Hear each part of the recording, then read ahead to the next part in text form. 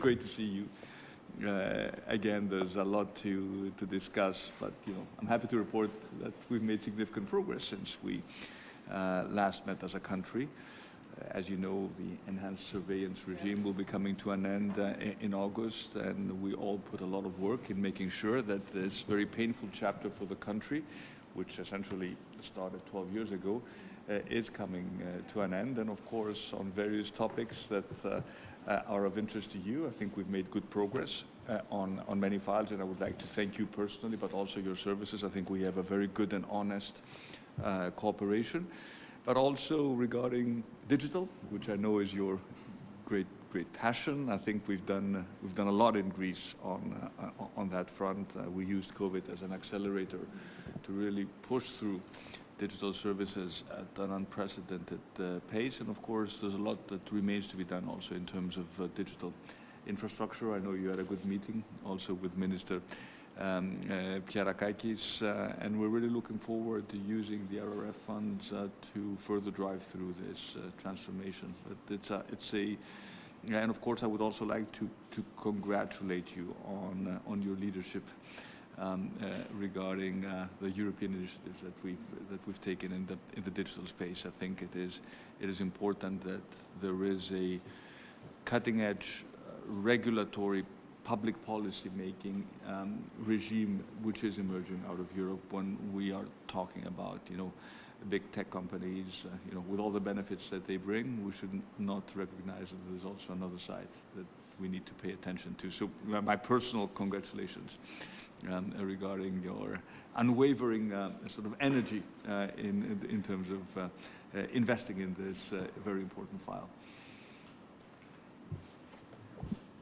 Well, thank you very much. I appreciate very much you saying this because it's all up to the teams. The work that has been done over the years on the digital files, many people have been engaged and focusing.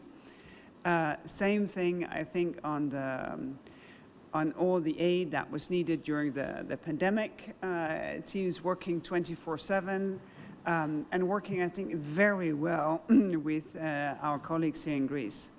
So it is a work of themes that makes it happen. But, it has been more or less a visit of congratulations because, what Greece has achieved over the last years is really, it's impressive.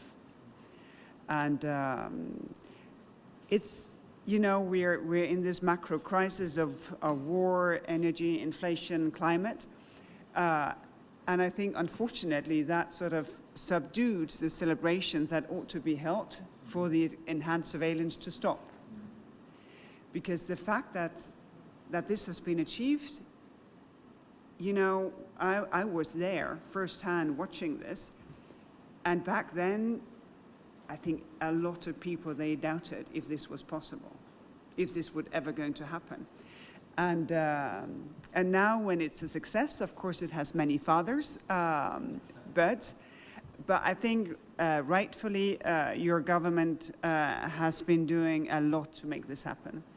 And it should also not, I think, be untold the pain and the sacrifice of the Greek people in order to get here. Because it has been painful.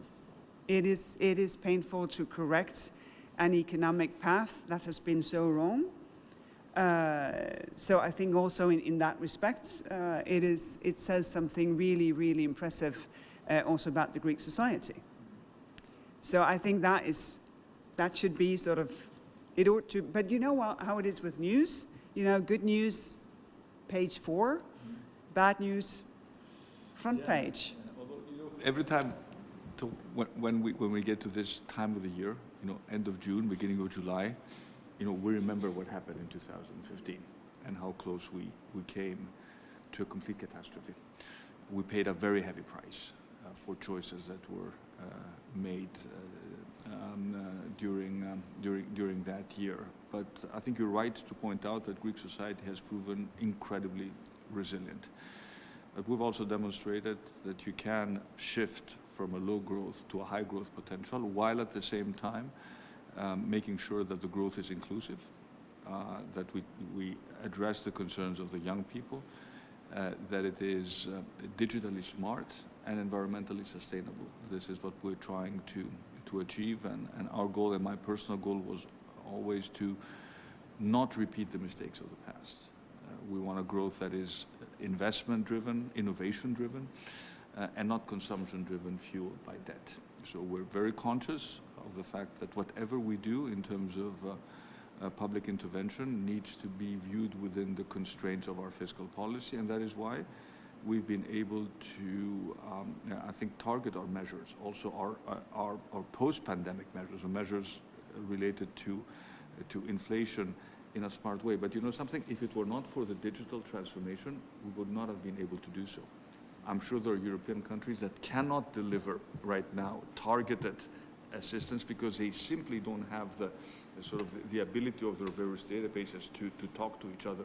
So when we want, for example, to deliver now a targeted approach, we can actually do it. We were not able to do so 3 years ago. We would have relied on horizontal measures which we know are ineffective.